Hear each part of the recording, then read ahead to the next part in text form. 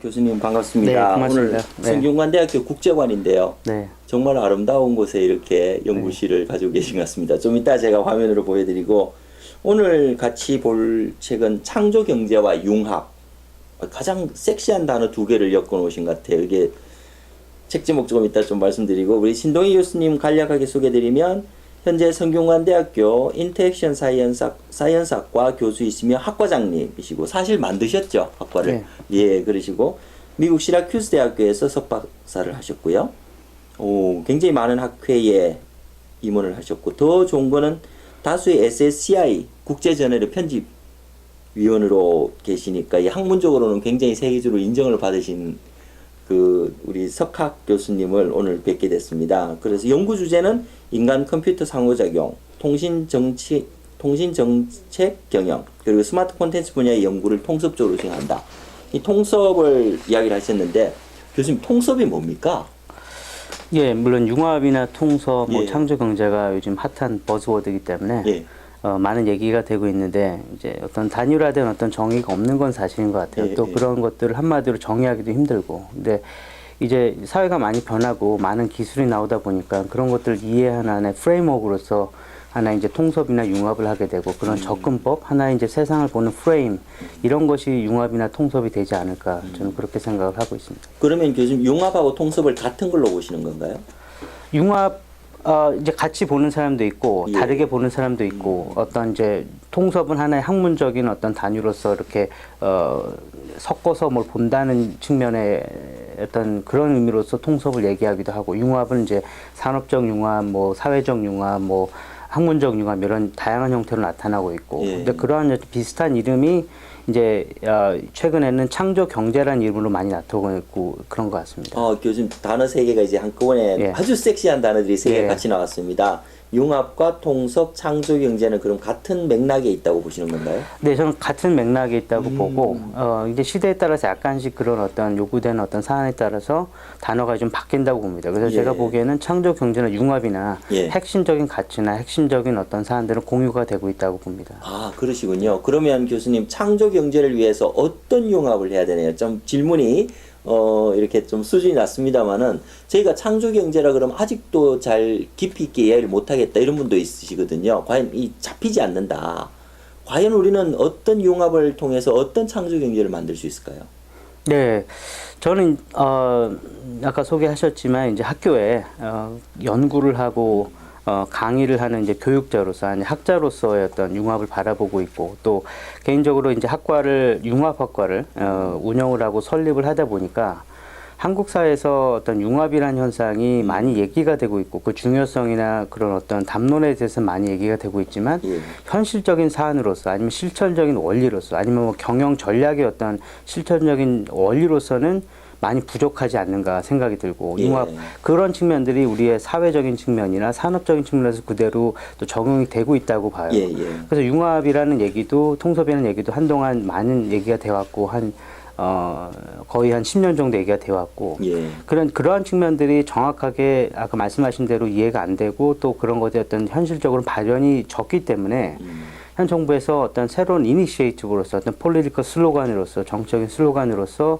창조 경제라는 이름을 내세우고 있다. 저는 그렇게 쭉 보고 있고. 예. 근데 본질적으로는 어떤 정신이라든가 그 가치라는 측면에서는 비슷하다고 보고 있고 우리나라에 예를 들면 어떤 창조 경제든 융합이든 어떤 우리 사회에 도움이 되고 인간 중심의 서비스, 인간에게 혜택을 주는 어떤 하나의 도구로서 우리가 뭔가를 만들자는 거거든요. 그게 예. 그 대상의 어떤 툴이 빅데이터가 될 수도 있고 사물 인터넷이 될 수도 있고 뭐 스마트 홈이 될 수도 있는 건데 그것들을 인간 중심의 기술, 기존의 어떤 사업자 중심의 어떤 접근법이라든가 기술 중심의 기술이 아닌 인간과 기술의 바운더리가 전혀 없어지는 인간의 부속품으로서 아니면 예. 전체 인간 생태계의 부속으로서의 빅데이터, 그러니까 기술 자체의 기술적인 빅데이터가 아니라 예. 사물 인터넷도 마찬가지로 인간에게 도움을 주는 하나의 서비스로서 우리가 받아들여야 된다. 그렇게 됐을 때 창조 경제가 구현이 되고 그렇게 됐을 때 융합이나 통섭의 어떤 접근법이 효과적으로 적용이 된다고 저는 보고 있습니다. 굉장히 중요한 말씀을 이렇게 쭉 연달아 주셨습니다. 몇 개를 나눠서 우리 한번 보도록 하겠습니다. 지금 말씀하셨던 거는 일단은 기술 중심에서 또는 이제 그 과거에 있었던 카테고리 중심의 융합은 의미가 없다. 사용자 중심에서 인간 중심의 융합이 일어나야 된다라고 말씀하신 거죠. 네, 그렇죠. 예. 인간 중심의 융합, 인간 중심의 창조 경제, 인간 중심의 어떤 세계관, 그게 패러다임의 전환이고, 융합이든 통섭이든 창조 경제든 핵심적인 거는 패러다임이 전환이거든요. 사람이 기술을 바라보는, 아니면 인간과 기술의 어떤 관계성을 보는 예. 거, 아니면 이런 것들의 패러다임이 전체에 전환이 일어나야 되는데, 예. 한국에서는 이제 그런 융합의 현상, 통섭의 접근법, 창조 경제가 그게 fully realize 되는 것이 아니라 하나의 의사적인 형태, 다시 말하면 파라적인 형태, 영어로는 이제 PARA, 파라, 파라적인 현상으로서 나타나고 있다. 그것이 이제 사회적으로나 학문적으로나 산업적으로 완전한 이상적인 형태의 융합, 이상적인 형태의 통섭, 창조 경제가 일어나기 힘든 전체적인 구조적인 어떤 제한점이나 한계점을 가지고 있다. 그렇게 보고, 왜냐하면은 미국이나 뭐 융합의 어떤 선진국이라고 말할 수 있는, 우리가 이제 그 모델로 삼고 있는 미국이나 유럽 같은 경우를 보면은 우리나라 같이 현재 이제 융합이나 통섭, 창조 경제의 기치를 표면적으로, 예. 아웃사이드적으로 표명을 하고 있지는 않거든요. 그러나 예. 그런 어떤 기술적인 어떤 발전이라든가 이노베이션이라든가 퍼스트 모버로서 위치를 이뤄 나가고 있다는 거죠. 스마트 혁신이라든가 아이폰 예. 혁신이라든가. 그거는 이제 그 사회에서, 그 나라에서 그런 융합의 원리, 아니면 이제 창조 경제 원리를 생활의 원리로서 스며들어서 받아들이고 있다는 거고, 그게 적용이 되고 있다는 거죠. 예. 근데 우리나라에서는 이제 그런 것들을 부족하기 때문에 정부나 이제 언론에서 탑다운적인 기치 안에서 강조하는 것은 상당히 좋은데, 그런 것이 현실적으로는 일어나기 어려운 상황이다. 그래서 예. 어떻게 보면 양면성을 가지고 있는데 듀얼리티 측면을 갖고 있다고 보는데요. 창조 경제나 융합이나 통섭. 그렇기 때문에 우리나라는 참 상당히 어려운 거다 이렇게 보고 있고, 제가 이제 학교에서도 학과를 융합학과를 운영하다 보니까 네. 이 학제적인 구분이 너무나 강하기 때문에, 또 예. 학제적인 어떤 장벽이, 학과 간의 장벽이 너무나 높기 때문에 이상적인 형태의 융합 학문은, 융합 접근은 사실 일어나기 힘듭니다. 한국에서. 또 융합학과라는 어떤 이 학문적인 위치가 가진 한국의 대학은 그 학교 내에서도 이제 융합학과가 가지는 위치가 상당히 어려운 상황이고, 예. 근데 그런 측면에서 산업적인 측면에서도, 인더스트리 측면에서도 융합이나 통섭 강조하고 창조 경제 강조하지만, 그 안에서도 이제 디비전을 나눠져 있는 걸 보면은 옛날에 구세대의 어떤 그 접근법이라든가 사업자 중심이라든가 예. 기술 중심의 예. 뭐 기술 디자인 이런 형태를 계속 가지고 가고 있다는 거죠. 그래서 그런 하나의 듀얼리티, 양면성이 존재한다고 봅니다. 자, 사업자 중심이나 기술 중심의 융합이 아니라 인간 중심이, 인간이 사용하는 기술들이 서로 결합돼서 인간 중심의, 인간을 위해서 존재하는 융합이 돼야 된다. 그게 창조 경제의 핵심이 돼야 된다. 이런 말씀이시네요. 네, 그렇습니다. 예. 근데 제가 이렇게 되게 이 첫 번째 장을 보니까 메시업 융합이라는 걸 이야기를 하셨어요. 네. 그 메시업 융합을 말씀하셨는데, 메시업이라는 게 옛날에 음악 용어가 두 개가 네. 믹스되는 네. 것을 말하지 네. 않습니까? 네. 그래서 저는 기술의 융합을 이야기하실 줄 알았는데, 여기 13페이지입니다만 IT와 인간의 융합을 이야기하셨단 네. 말이에요. 네. 그래서 제가 이게 어떻게 네. 어떤 두 가지 동일한 차원이 결합되는 것이 아니고, 어떻게 보면 사용의 주체고 하나는 네. 기술인데 네. 네. 둘을 융합시킨다 그러셨을까라고 네. 궁금해했는데, 바로 그 대답을 지금 해주신 거죠. 네. 융합에 대한 연구를 저도 많이 하다 보니까 예. 이제 한국 사회에서 융합이나 통섭이나 이런 측면들이 관념적인 가치로서만 많이 받아들여진 그 느낌을 받았어요. 예. 그래서 좀 더 이제 좀 쉬운 단어로서, 그래서 예. 융합을 좀 더 강조하자는 측면에서 매시업 융합, 매시업. 예, 매시업을 예. 많이 얘기를 했고, 아. 또 우리가 이제 우리가 융합을 하고 통섭을 하고 창조 경제를 한다는 것은 이제 새로운 기술들을, 인간 중심의 기술들을 만들어낸다는 건데, 그런 어떤 그런 기술 진화의 방향이 사실은 인간과 기술의 어떤 바운더리, 어떤 경계점, 그 경계점이 없어지는 그 수렴점이 바로 인간 중심의 기술의 어떤 지향점이거든요. 그걸 예, 이제 예. 싱귤레리티 포인트라고 예, 예. 미국의 학자는 얘기를 하고, 그런 점으로 나아간다는 측면에서 우리가 이제 그 융합이 일어나야 된다고 생각합니다. 아, 교수님 방금 말씀하셨던 그 싱귤레리티 포인트, 융합점, 특이점, 네. 조금만 더 설명을 해주시겠습니까? 네, 미국의 싱귤레리티 대학의 초대 학장이자 학자인 이제 대학 이름이 싱귤레리티 대학입니까? 예, 별도로 예. 만들었네요. 예, 그 싱귤레리티라는 이제 그 처음에는 NSF라고 미국의 이제 미국 과학재단에 일하는 학자가 그 다른 학자와 얘기를 하면서 이제 그런 개념들을 만들어냈고, 커즈웰, 예. 예, 그 레이 커즈웰, 그래서 커즈웰이라는 예. 분이 상당히 또 그분 자체가 굉장히 융합적인 분인 게 공학자이기도 하고 뭐 철학자이기도 하고 또 왜 그 이 피아노 그 이렇게 보면은 커즈와일이라고 돼 있는 게 있거든요. 사실 그분이 그 음악가예요. 그거 그래요? 그럴 정도로 다방면에 걸친 그분 자체가 예술까지 하시는 굉장히 넓은 소양을 가지고 그 사실은 그게 융합이거든요. 우리가 융합이 잡다한 것을 많이 하는 그런 게 아니라 이제 T자형 융합을 많이 얘기하는데.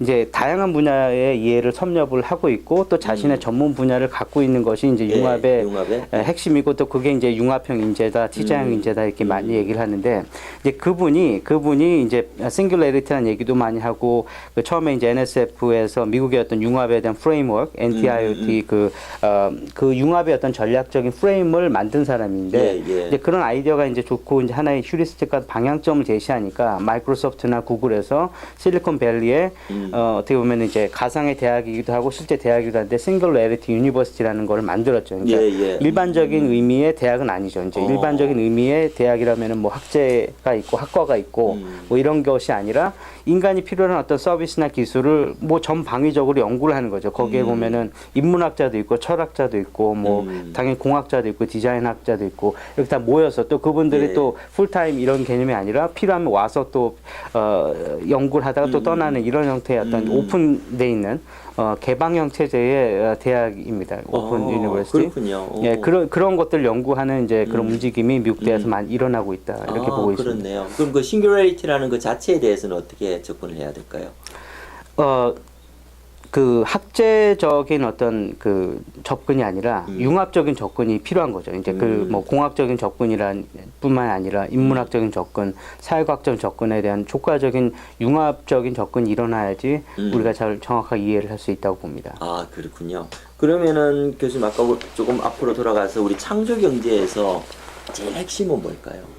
창조 경제의 핵심은 제가 보기에는 현재 어떤 창조 경제에 대한 담론이 지나치게 어떤 신성장 동력을 찾는다거나 아니면 경제 발전의 어떤 수단으로만 많이 여겨지는 경향이 많은 것 같아요. 교수님 그게 중요하지 않습니까? 먹고 살아야 되니까. 네, 먹고 살기가 중요한데 이제 궁극적인 목적은 바로 이제 그 커즈와일 박사가 말했던 것처럼 싱귤레리티 포인트거든요. 인간일 때 가장 중요한 혜택을 주는 본질적인 혜택을 주는 그런 서비스, 본질적인 혜택을 주는 그런 어떤 기술, 그걸 통해서 전체의 생태계가 건강해지는 그런 어떤 측면이 돼야 되는데 이제 우리가 너무 기술 중심의 어떤 개발을 많이 바라보고 있다. 그러다 보니까 빅데이터, 그다음에 뭐 사물 인터넷 이런 것들에 대한 어떤 지나치게 기술 중심의 개발이 되다 보니까 하드비나 물론 이제 하드비나 인프라나 뭐 그런 기술적인 측면은 상당히 중요하고 또 그런 것이 있어야 이제 향후에 뭐 소셜한 측면이라든가 인간적인 측면을 연구를 할 수 있겠지만 같이 이제 연구가 이루어져야 된다는 거죠. 지금은 이제 지나치게 어떤 기술에 대한 어떤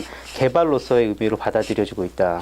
근데 그렇게 되면은 사실 이제 그 전에 빅데이터도 마찬가지겠지만 옛날에 뭐 데이터 마이닝이나 CRM이나 ERP나 이 비슷한 의미거든요. 그렇죠. 그때도 데이터를 모으고 분석을 했고 그때도 어떤 시스템을 만들었고 근데 그렇게 얘기가 되고 있는 빅데이터든 데이터 마이닝은 다른 측면이 아니거든요. 계속적으로 이볼루션 되었다는 거죠. 진화가 이루어진 거죠. 그게 전혀 틀린 레볼루션적인 현상이 아니라 마찬가지로 사물 인터넷도 예전에 이제 사실 1984년에 이제 그 마크 와이저, IBM 엔지니어인 마크 와이저가 그 개념을 말한 이후로 1984년에 이미 84년에 IoT라는 개념이 1984년에 나왔다는 말씀이죠. 그렇죠. 이름이 계속 바뀌어 왔을 뿐이죠. 유비쿼터스 컴퓨팅, 퍼베이시브 컴퓨팅, 뭐 에어 컴퓨팅, MIT에서 말하는 아니면 뭐 이제 하나의 애플리케이션으로서 스마트 홈 뭐 이렇게 나왔을 뿐이지 본질적으로는 똑같은 거거든요. 근데 그런 것들이 다른 것이냐? 전혀 다른 것은 아니죠. 계속적으로 이루어졌는데 어떻게 하면 중요한 건 사물 인터넷이나 빅데이터나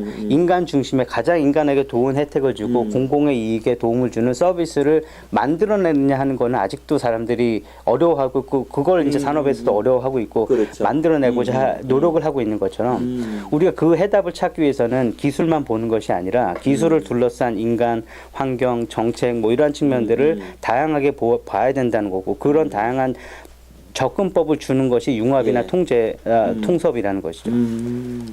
그게 굉장히 좀 뭐랄까 좀 어려운 듯하면서 조금씩 그림이 그려지는 것 같습니다. 네, 그러면 네. 방금 말씀하신 사업자나 아니면 기술 중심으로 접근할 때 사실 쉽거든요. 새로운 기술을 두 가지를 결합해서 새로운 걸 내놓으면 이게 새로운 산업이 만들어지는 거고 또 새로운 부가가치가 나오지 않을까라고 네. 지금 많이 접근을 하고 네. 있고 그런 형태로 이제 새로운 창업도 이렇게 유도하고 있는데 네. 교수님 말씀은 다시 이제 생활이나 경제 속에서 예. 그런 기술을 재평가해서 네. 필요한 기술들을 불러 모아서 네. 결합을 시키자. 네. 이렇게 정리해도 예, 되겠습니까? 예. 그렇죠. 그렇게 하면 창조 경제 성공할 수 있다. 네. 어. 그래서 이제 우리가 컴퓨팅을 얘기할 때 기존에 컴퓨터 사이언스를 얘기를 하잖아요. 예, 이제 예. 그런 하나의 이제 컴퓨터 사이언스나 이런 데서도 새로운 어떤 사조로서 연구 사조로 나오는 것이 이제 그 컨텍스트 컴퓨팅이거든요. 컨텍스트 컴퓨팅. 예, 그래서 예. 거기에 이제 요즘에 뭐 컨텍스트 어웨어 서비스라고 그래서 뭐 맥락적으로 알아차리는 그런 서비스 얘기가 되는 것처럼 이제 그런 거를 연구하는 게 하나의 컨텍스트 컴퓨팅이거든요. 예. 그러니까 이제 컴퓨팅이라는 기술이라는 그 휴대폰이라는 자체가 따로 떨어져서 오토노머스하게 혼자 인디펜던트하게 존재하는 것이 아니라 그것을 사용하는 사용자, 그 사용자가 처해 있는 예를 들면 리빙룸이라든가 그 환경이라든가 예. 이런 거 그리고 그 전체 환경을 둘러싸고 있는 사회 그러면 정책적인 측면도 있고 뭐 사람들 간의 관계도 있고 이런 모든 것들을 혼합적으로 종합적으로 고려해서 디자인하고 고려해서 그걸 개발해야 된다는 게 컨텍스트 컴퓨팅이거든요. 근데 그런 걸 하다 보니까 기술만 개발하는 건 아니고 그걸 이 사용하는 인간의 가치도 이해를 해야 되고 모티베이션도 이해해야 되고 뭐 예를 들면 한국적인 상황에서 또 뭐 여러 가지 휴대폰에 관련된 다른 측면이 있기 때문에 그런 거를 같이 연구를 하자는 게 이제 컨텍스트 문맥적인 컴퓨팅이 되는 거죠. 근데 그런 것들을 잘 할 때 우리나라 예를 들면 이제 보편적으로 지금 보편적인 거의 서비스가 되고 있는 페이스북이나 뭐 스카이프나 이런 서비스가 나오고 이제 그것이 사실 창조 경제가 바른 하나의 우리가 방향이겠죠. 이제 그런 우리 자국의 서비스나 글로벌하게 발전할 수 있는 페이스북이나 근데 그런 것들이 돌이켜 보면 우리나라가 굉장히 IT 어떤 그 이노베이션의 선진국이었죠. 모멘텀이었죠. 네, 그렇죠? 네. 아이러브 스쿨도 있었고, 그렇죠. 뭐 다이얼패드도 있었고, 싸이월드도 있고. 싸이월드도 있었고, 이제 네. 잠깐 흥행을 하고 잠깐 성공을 거두었다가 어떤 좀 항구적인 아니면 안정적인 영속적인 서비스로 요즘 같은 이제 페이스북이나 뭐 다이얼패드나 그 스카이프나 이런 거 같이 전 세계 사람들이 보편적으로 다 사용하는 그런 글로벌한 유니버설한 서비스를 개발해내는 데는 실패했거든요. 한 단계를 넘는 걸 실패했거든요. 그게 그렇죠. 뭔가가 1% 내지 2%가 부족한 상황이라는 거죠. 그걸 바라보는 게 바로 인간 경험이고 그게 바라보는 게 문맥적인 컴퓨팅, 상황적인 컴퓨팅이라는 거죠. 우리가 우리나라 사회에서 굉장히 센세이셔널한 인기를 끌었던 싸이월드라든가 아이러브 스쿨이라 그런 것들이 페이스북에 이전에 이미 나왔던 그렇죠. 거고 이전에 이미 어떤 형태의 비즈니스 모델로서 정착이 돼 있었던 건데 왜 그런 서비스들이 동남아라든가 해외로 많이 진출했을 때 거의 100% 실패를 거든요. 예, 힐리오 서비스도 미국 시장에서 완전한 실패를 거두었거든요.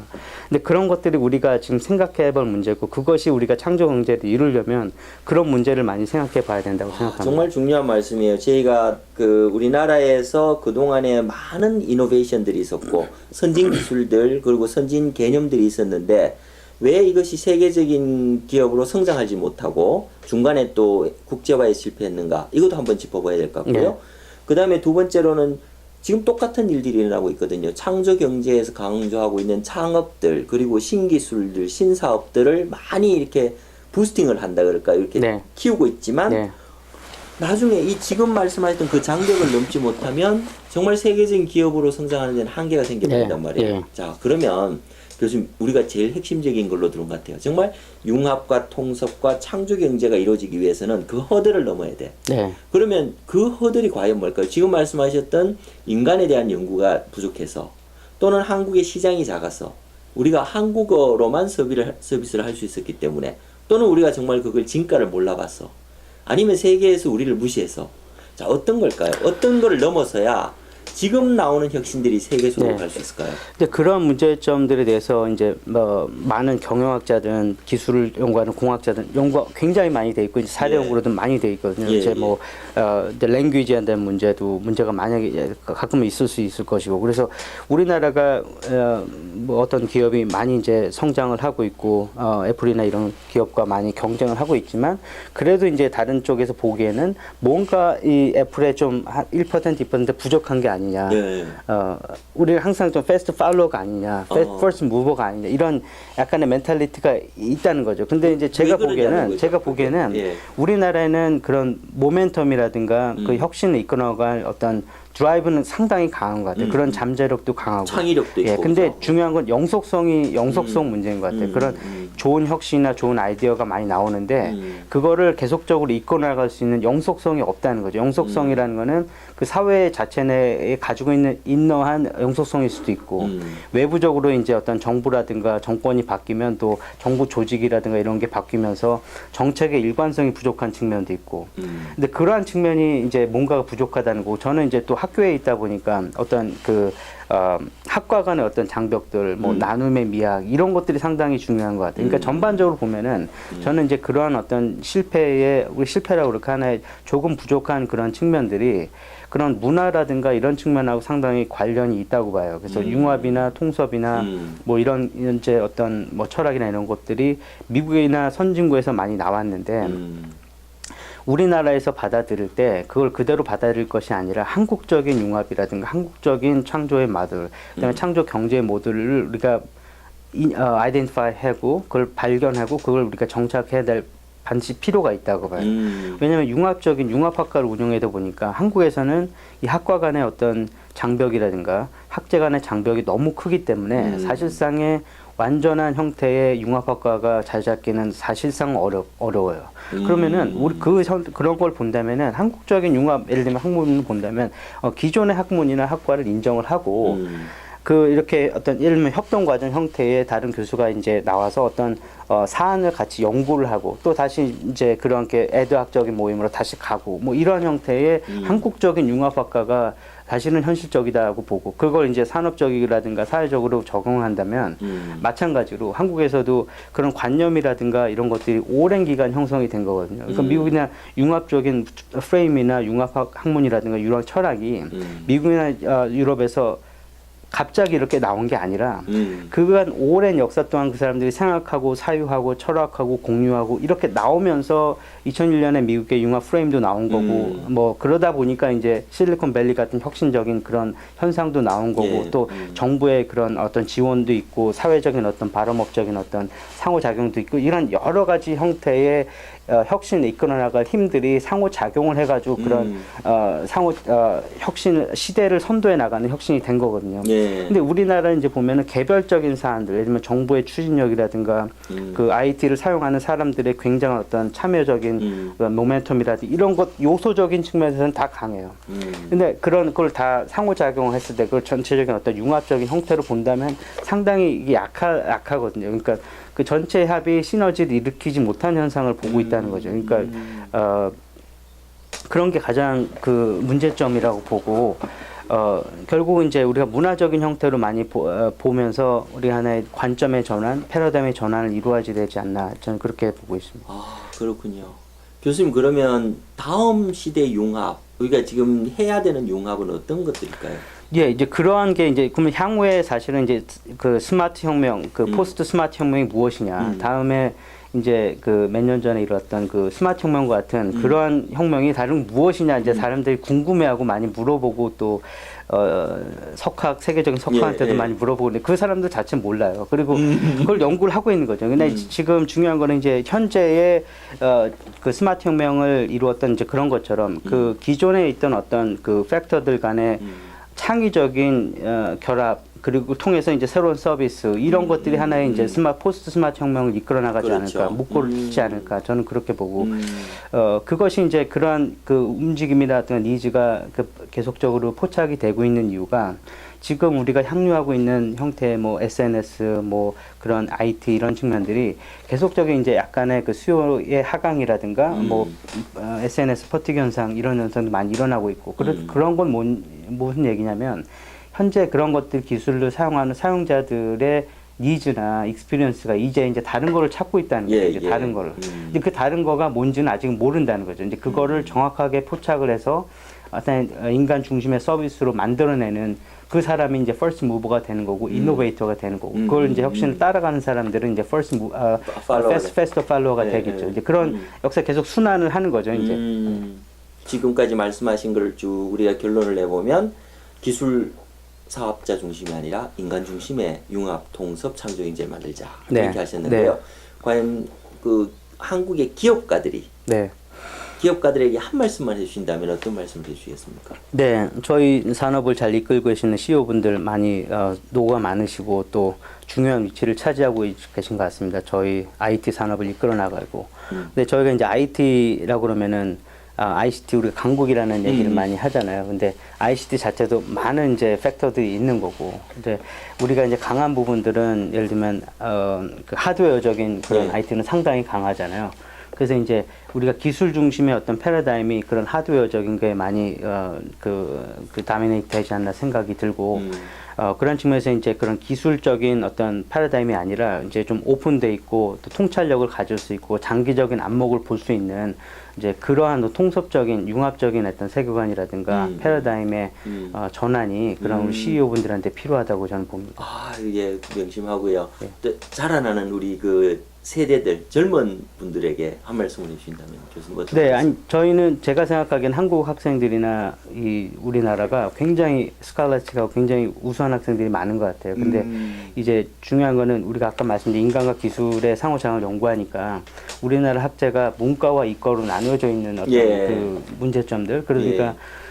글 잘 쓰는 학생은 문과로 가고 기술 쪽에 좀 관심 있어 이과로 가고 그러면서 이제 이 양쪽의 어떤 측면들이 인터페이스가 안 되는 경향이 많거든요. 그래서 자라나면서 이쪽은 기술자, 이쪽은 정책가가 되기 때문에 기술을 반영하지 않는 아니 현실을 반영하지 못하는 그 정책이 나온다든 가끔은 아니면 뭐 인간 중심의 기술이 아닌 기술 중심의 기술이 나온다든가 이런 측면이 많고 미국이나 선진국 같은 데는 이런 분류 자체가 없잖아요. 문과, 이과. 그래서 좀 창의적인 우리도 곧 없앤다고 이야기하죠. 이제 그래도 계속 가죠. 이제 어떤 우리가 담론이 있는 한 예를 들면 그게 이제 그걸 고등학교에서 문과 이과를 없앤다 그래도 그걸 모집한 대학에서 문과 이과별로 계열별로 모집을 하면 어쩔 수 없이 그렇게 현실적으로 남아 있는 것처럼 우리가 이제 그런 창의적인 생각이다. 그래서 제도뿐만이 아니라 그 생각이라든가 패러다임의 그 자체가 오픈되어 있고 플렉서블하고 그래야 되는 것이 이제 스마트 생태계를 이끌어 나갈 수 있고 향후 포스트 스마트 혁명을 이끌어 나갈 수 있지 않나 이렇게 생각을 합니다. 예, 아유 명심해서 우리 젊은 친구들이